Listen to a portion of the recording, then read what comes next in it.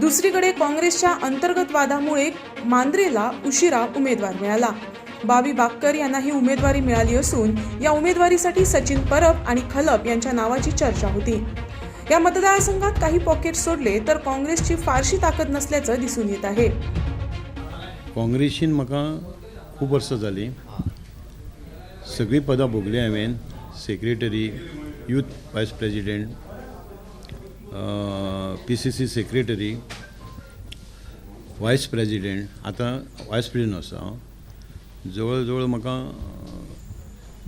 22 वर्सां जालीं ही पदां चालू आहा म्हजी। आनी आयज जें म्हाका पक्षान जें दिलां तें निश्ठावन जे कार्यकर्ते आसात तेंकां तेंचो मान आसा जावन आसा। पक्षाक जर एक निश्ठ रावले जाल्यार केन्ना ना केन्ना पक्ष तेंच्या उगडास करता। आतां अजून निश्चित केल्लें ना, कार्यकर्त्यांक विचारून हांव डिसिजन घेतलो।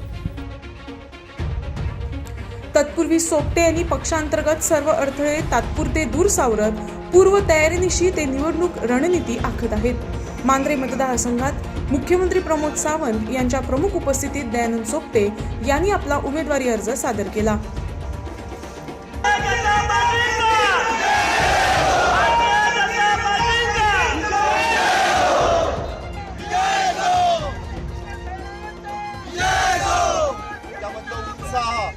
दाखोवन दिता की 23 तारखेचो रिजल्ट कितें जातलो। ह्या 23 मेची वाट पळोवपाची गरज ना।